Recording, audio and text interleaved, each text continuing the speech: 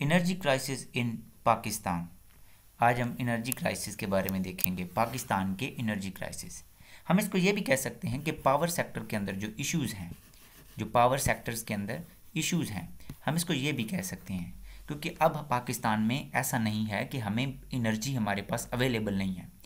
हमारे पास energy available है, तो ये एनर्जी क्राइसिस नहीं है, लेकिन हमारे पास जो पावर सेक्टर है उसमें इश्यूज़ हैं जिसकी वजह से हमें प्रॉब्लम्स हो रही हैं, तो हम इसको पावर सेक्टर्स के इशू भी बोल सकते हैं।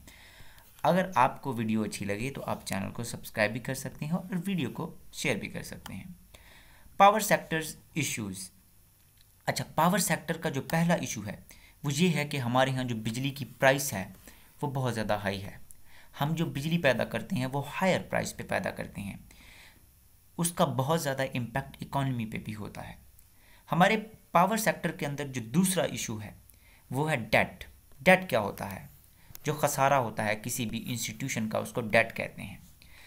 हमारे यहाँ जो रेलवे है वो उसका भी खसारा है, वो भी एक ऐसा इंस्टीट्यूशन है जो गवर्नमेंट पे बर्डन है, वो एक वाइट एलिफेंट है। जो पीआई है उसका भी खसारा है, वो भी खसारे में जाता है, वो प्रॉफिट की बजाय गवर्नमेंट के रिसोर्सेज को कंज्यूम करता है। जो और हमारा जो नेपरा है, जो वापटा है, जिसको हम कहते हैं पावर रेगुलेटरिंग अथॉरिटी नेपरा, और जो वापटा है, ठीक है, वो क्या है, उसका भी डेट है। वो कितना डेट है? 2018 के जो फिगर्स हैं उसके मुताबिक ये 2.2 ट्रिलियन है। फिर हमारा जो तीसरा इशू है, चाहे वो सी पैक हो या चाहे वो हमारे अपने प्रोजेक्ट्स हों, हम ज़्यादातर एनर्जी नॉन रिन्यूएबल रिसोर्सेज से पैदा करते हैं, जो कि international IAEA atomic energy agency जो है उसके जो स्टैंडर्ड्स हैं उसकी खिलाफ वर्जी है, क्योंकि इन्वायरमेंटल चेंज 21st सेंचुरी का सबसे बड़ा इशू है। 21st सेंचुरी का सबसे बड़ा इशू इन्वायरमेंटल चेंज है। तो हमारा जो पावर का सेक्टर है ये इन्वायरमेंट को डैमेज करता है, और हम ये खुद भी जानते हैं कि हमारी जो रैंक है वल्नरेबिलिटी की, इन्वायरमेंटल जो स्टैट्स होती हैं या फिर रैंक होती है, उसमें 5th से 6ठी रैंक है हमारी कि हम वल्नरेबल हैं। फिर एक और इशू क्या है कि हमारे यहाँ जो नेपरा है वो इंडिपेंडेंटली पॉलिसी मेकिंग नहीं करता। नेपरा कहता है कि मैंने बिजली की कीमतें 5 रुपये बढ़ानी है ताकि मैं अपना डेट, जो सर्कुलर डेट है, इसको कंट्रोल कर सकूं। लेकिन गवर्नमेंट, क्योंकि गवर्नमेंट ने वोट लेने होते हैं, तो गवर्नमेंट उसको कहती है कि नहीं, आप 7 रुपये बिजली की प्राइस ना बढ़ाएं, आप 2 रुपये बढ़ा लें। तो इस तरह से तो फिर इंस्टीट्यूशंस ठीक नहीं ना होते। तो पाकिस्तान में जो नेपरा है, जो पावर को रेगुलेटिंग अथॉरिटी है, वो इंडिपेंडेंट नहीं है, यानी इंस्टीट्यूशन इंडिपेंडेंट नहीं है। इंस्टीट्यूशन को इंडिपेंडेंटली पॉलिसी नहीं बनाने दी जाती, ये भी एक इशू है। फिर हमारे यहाँ जो ह्यूमन रिसोर्सेज हैं उनकी शॉर्टेज है। अगर हमारे यहाँ पावर का ब्रेक डाउन हो जाए या फिर हमारे यहाँ मेंटेनेंस हो बिजली के जो इक्विपमेंट्स हैं, तो हमें जो लेबर है वो कहाँ से मंगवानी पड़ती है? वो हमें दूसरे ममालिक से मंगवानी पड़ती है और वहाँ से ट्रेन करवानी पड़ती है। हमें चाहिए कि हम लोकली ट्रेन करें ऐसी लेबर को जो पावर सेक्टर में हमारी मदद कर सके, जो हमारे पावर सेक्टर के जो मेंटेनेंस है, जो इक्विपमेंट्स की, उसको कर सके। फिर उसके बाद एक और जो बहुत बड़ा इशू है वो ये है कि हमारे यहाँ जो पावर थेफ्ट होती है, हमारे यहाँ 20% बिजली चोरी हो जाती है। उसके बहुत ज़्यादा इम्पैक्ट्स हैं जिनको हम आके डिस्कस करेंगे। हमारे यहाँ 20% बिजली 100% में से चोरी हो जाती है। फिर उसके बाद lack of coordination among institutions. आपका जो ये पावर सेक्टर है ये तभी काम करेगा जब आपकी जो वाटर मिनिस्ट्री है और जब आपकी जो बाकी ओगरा, ठीक है, वो और ये सारे इंस्टीट्यूशंस मिल बैठ के कोऑर्डिनेशन के साथ नेपरा के साथ बैठ के पॉलिसी बनाएंगे, क्योंकि जो आपका वाटर है इससे भी एनर्जी जनरेट होती है, और क्योंकि आपका जो ओगरा है, जो पेट्रोलियम है, उसके ज़रिए से भी आप एनर्जी को जनरेट करते हैं। तो ये सारे इंस्टीट्यूशंस का जब तक कोऑर्डिनेशन नहीं होगा तब तक आपके पावर सेक्टर्स में अच्छी पॉलिसी नहीं बन सकती। तो लैक ऑफ कोऑर्डिनेशन है अमंग इंस्टीट्यूशंस, ये भी एक बहुत बड़ा प्रॉब्लम है। ये प्रॉब्लम डिस्कस करने के बाद अब हम देखते हैं कि इसके इम्पैक्ट्स क्या हैं। Impacts of these issues, in issues के इम्पैक्ट्स क्या हैं? पहली तो बात यह कि 2000 में पाकिस्तान में एनर्जी का शॉर्टेज था, काफ़ी ज़्यादा शॉर्टेज था, लोड शेडिंग होती थी, और उसका जो इम्पैक्ट था वो क्या था कि हमारी जो GDP है, ग्रॉस डोमेस्टिक प्रोडक्ट, उसमें 10% से 13% तक कहते हैं कि जो लॉस है वो क्यों हुआ है इस एनर्जी शॉर्टेज की वजह से। यानी हमारी जो इकॉनमी है उसमें जीडीपी का 10% और इजाफा हो सकता था अगर वो एनर्जी की शॉर्टेज ना होती। फिर दूसरा ये है कि एजुकेशनल इम्पैक्ट। देखिए, आपके पास बिजली नहीं होगी तो एजुकेशन पे इम्पैक्ट तो डेफिनेटली पड़ेगा। तीसरी बात, जब एंटरप्रेन्योर्स क्या होते हैं जो टेक्नोलॉजी का इस्तेमाल करते हैं और इकोनॉमी या जीडीपी को ग्रो करवाते हैं, वो स्टार्टअप्स लेते हैं नए नए, तो एंटरप्रेन्योर्स कंप्यूटर पे बैठ के और जो टेक्नोलॉजी रिलेटेड चीज़ें होती हैं उनसे मनी कमाते हैं। जैसे जो फिलिपाइन है वो उसकी जो एक्सपोर्ट्स हैं वो कहते हैं कि काफ़ी ज़्यादा एक्सपोर्ट उसकी क्या है, टेक्नोलॉजी सेक्टर से आती हैं। जब आपके यहाँ एनर्जी नहीं होगी तो आप एंटरप्रेन्योर्स कैसे प्रोड्यूस करोगे? तो हमारे यहाँ जो एनर्जी की शॉर्टेज है उस एनर्जी की शॉर्टेज की वजह से हमारे एंटरप्रेन्योर्स नहीं प्रोड्यूस हुए, ये भी एक इम्पैक्ट हुआ। Burden on good citizens and industry.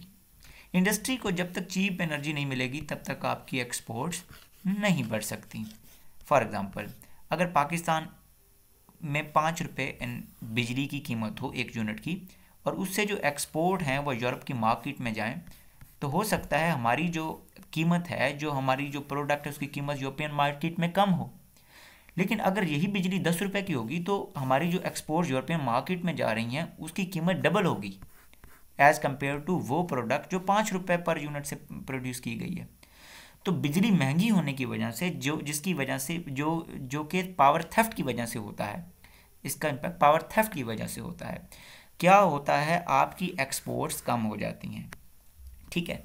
और उसके साथ साथ जो अच्छे सिटीजन्स हैं, अब 20% एनर्जी तो आपकी थेफ्ट हो गई, उसकी चोरी होगी, तो उसका जो बर्डन है, उसके पैसे जो निकालने हैं वो अच्छे सिटीजन से ही निकालने हैं ना, नेपरा ने, या फिर वो इंडस्ट्री पे लगाएंगे टैरिफ, बिजली पे टैरिफ लगाएंगे और इंडस्ट्री को महंगी बिजली देंगे। तो हमारे यहाँ जो थेफ्ट है, पावर थेफ्ट है, उसका जो इम्पैक्ट है वो ये है कि हमारे अच्छे सिटीजन्स को महंगी बिजली मिल रही है और हमारी इंडस्ट्री को भी महंगी बिजली मिल रही है। उसके बाद जो एक्सपोर्ट्स हैं इसके वजह से कम हो जाती हैं। ये मैंने फिनोमिना क्या कर दिया, एक्सप्लेन कर दिया कि एक्सपोर्ट्स हमारी कम हो जाती हैं इन इशू की वजह से। उसके बाद बजट पे डेफिसिट आएगा, आपका बजट का डेफिसिट आएगा, आपके इदारे, आपको कर्जा लेना पड़ेगा बाहर से क्योंकि आपके इदारे प्रॉफिट नहीं कमा रहे, वो क्या हैं, वो खसारे में जा रहे हैं। इसके सॉल्यूशंस क्या हैं? नेपरा इंडिपेंडेंट कर दिया जाए। इस इंस्टीट्यूशन को जब आप इंडिपेंडेंट कर दोगे तो ये काफ़ी ज़्यादा ठीक हो जाएगा। फिर पावर की थेफ्ट को कम किया जाए। पावर की थेफ्ट को कम आप कैसे कर सकते हैं? आप आवाम को अवेयरनेस दें, या फिर आप ये भी कह सकते हैं कि जो बंदा विसल ब्लोइंग करेगा, जो बंदा पावर को थेफ्ट करने वाले बंदे की शिकायत करेगा, हम उसको इनाम देंगे। ये भी किया जा सकता है ताकि लोग पावर थेफ्ट की जो शिकायत हैं वो दर्ज करें, या लोगों में एहसास पैदा किया जाए कि जो पावर थेफ्ट की शिकायत करना है वो एक गलत काम नहीं है, बल्कि वो आपका कौमी फरीज़ा है। इसके लिए हम मीडिया का भी इस्तेमाल कर सकते हैं। फिर हमें क्लीन एनर्जी पैदा करनी चाहिए। अभी चाइना ने एक ऐलान किया है कि 2060 तक सारी की सारी जो है वो कार्बन न्यूट्रल हो जाएगा। चाइना क्या हो जाएगा? कार्बन न्यूट्रल हो जाएगा, यानी ज़ीरो कार्बन पैदा करेगा। इसी तरह से अमेरिका ने भी कहा है कि 2050 तक अमेरिका कार्बन न्यूट्रल हो जाएगा, यानी सारी की सारी जो एनर्जी है वो क्लीन होगी। तो हमें भी क्या करना चाहिए? हमें भी क्लीन एनर्जी पे फोकस करना चाहिए। उसका एक इम्पैक्ट तो ये होगा कि हमारी जो एनर्जी है उसकी कीमत कम हो जाएगी और हमारी एक्सपोर्ट्स बढ़ेंगी, कीमत कम हो जाएगी और हमारी एक्सपोर्ट्स बढ़ेंगी। और दूसरा इम्पैक्ट ये होगा कि हम इन्वायरमेंट को भी क्लीन रखेंगे और हम दुनिया को बचाने में एक हमारा पॉजिटिव इमेज जाएगा। फिर ह्यूमन रिसोर्सेज डेवलपमेंट होनी चाहिए। हमें अपने ही मुल्क में ह्यूमन रिसोर्सेज डेवलपमेंट करनी चाहिए ताकि हमारी अगर पावर सेक्टर में कोई प्रॉब्लम्स हों तो हम उनको खुद हल कर दें। फिर उसके बाद याद रहे कि जो सी पैक है इसकी वजह से पाकिस्तान की जो एनर्जी है उसका क्राइसिस नहीं होने वाला, लोड शेडिंग नहीं होने वाली फ्यूचर में, क्योंकि 2030 तक और उसके बाद 2040 तक हमारे जो है वो 1 लाख मेगावाट एनर्जी पैदा हो जाएगी इसी के दौरान में, 2030 या 2040 तक आप देख लीजिएगा इसको, और 1 लाख मेगावाट से ज़्यादा एनर्जी हम पैदा करेंगे।